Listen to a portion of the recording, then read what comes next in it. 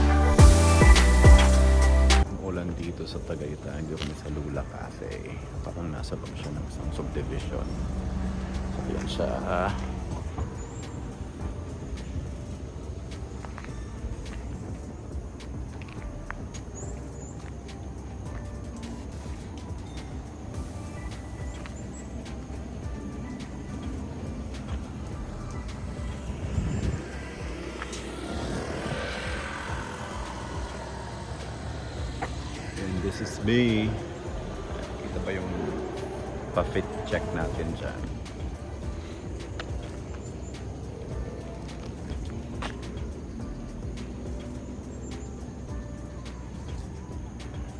Ang ganda naman dito.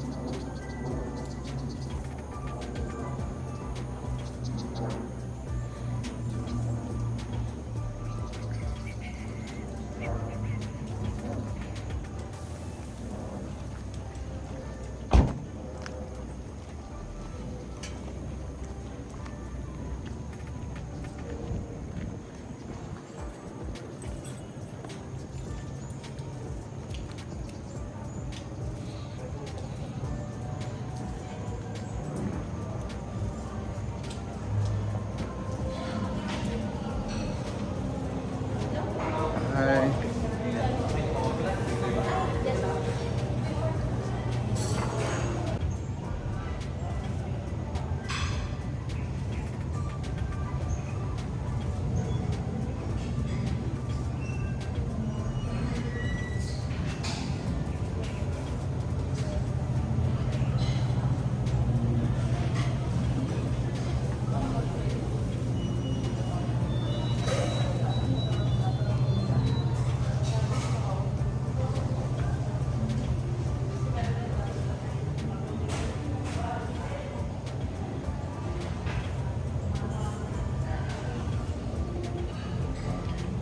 Selfie.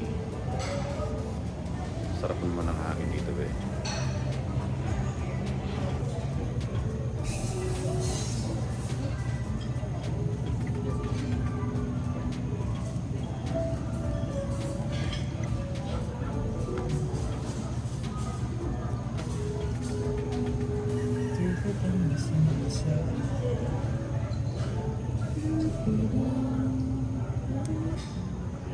Ayan guys, kain tayo. So yung reason behind nag-order ako ng watermelon salad para healthy tayo this year. We should always take care of ourselves by eating healthy salad.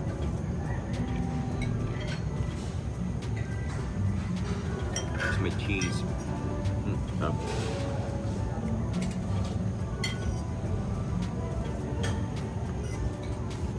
Tomato. Right.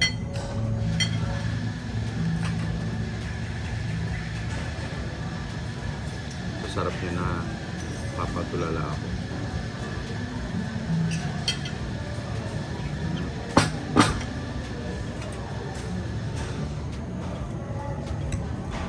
Watermelon.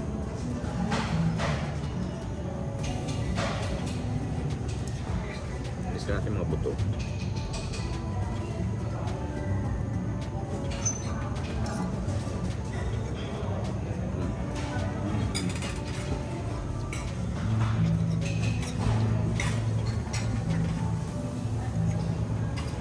Parang pinitas lang nito somewhere. Sobrang fresh.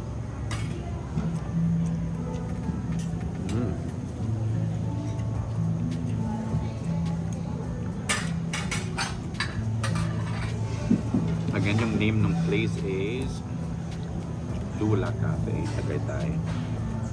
So kanina, nasa Metro Manila pa kami, tinawagan siya ni partner just to make sure if kailangan bang mag-book ahead. Kasi baka pag walk-in, tapos medyo maraming tao, so baka may waiting time sila. So pwede naman daw walk-in, but I suggest you contact them para makapag-reserve kayo ng table nyo. Kaya nakapag-reserve kami kanina. Yung traffic wasn't really bad on the way here. Hindi naman siya ganun ka-traffic. So sinabi namin mga 3:30 andito na kami. So at yung mga before 1, umalis na kami 1:15 or 20.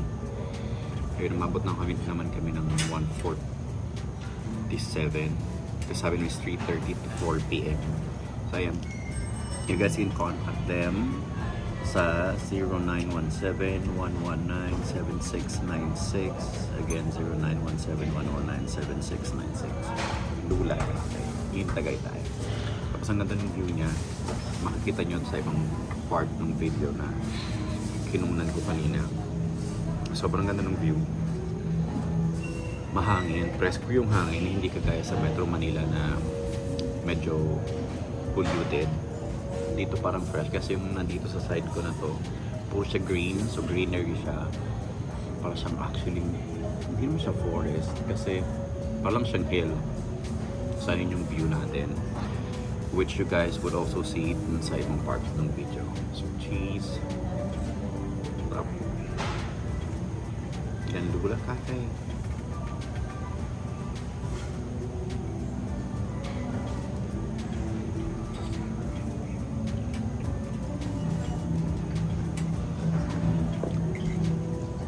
Siyempre tayo mawawalan ng kape. Cafe latte, everyone. Hot.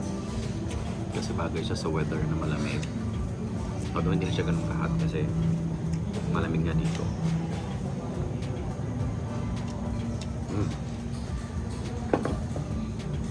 Sarap.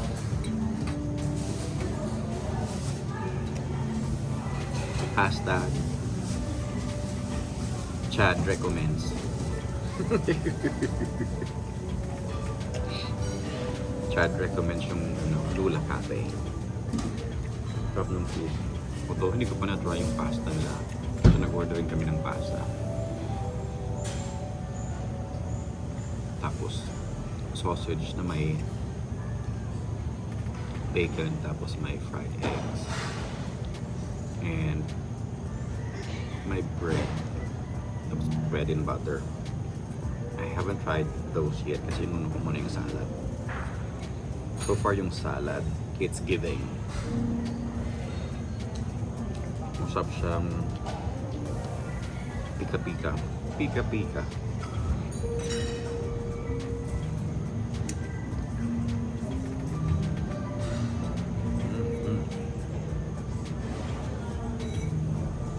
So today is a Sunday, January 11 ba? 13, no, 12, 13, 14 na. January 12, 2025. So usually pag weekend, lumalabas talaga kami ni partner para mag-relax, mag-chill. So madalas nasa cafe kami. Minsan malling, but today we decided na mag-Tagaytay kasi nga yung weather. Ganda.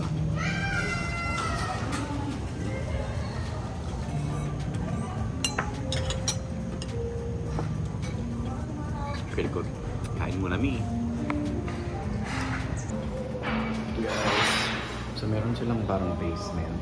Ayan. Kasi kailangan ko mag-restroom. So I had to go down. Yan yung restroom nila. May isa pang dito. I think for events, itong mga itong space na yan. Parang ganda pa rin ang view. I'm not sure if this is open. It is open. So here, you guys can see the view much better. There. Dito tayo. So kung medyo gusto nyo ng presko or sawa na kayo sa concrete jungle dyan sa Metro Manila, punta kayo dito sa Dula Cafe in Tagaytay. Ayan siya. Ayan. Ganda naman dun. Para siyang villa. Hindi siya parang villa talaga siya yata. Ayan. So bago ako mag-restroom, i-tour ko muna kayo. Ang ganda naman ng ceiling. I'm not sure if you guys can see it. There you go.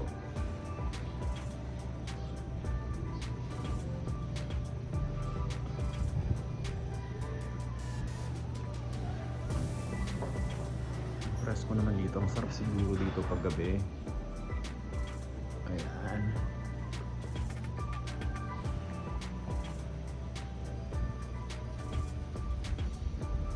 I think basketball court ba yan? Or volleyball or tennis? Siguro. Not sure. But yeah, just like what I mentioned earlier, kung gusto nyong mahilig din kayo mag road trip like myself, Tagaytay is yung pinaka accessible and convenient for you to enjoy yung mga road trip na yan. So ayun, again, Lula Cafe. Sinabi ko rin kanina yung number, i-ano ko rin yung number siguro sa description box later. Pwede kayo magpa-reserve. Ayan, ganda.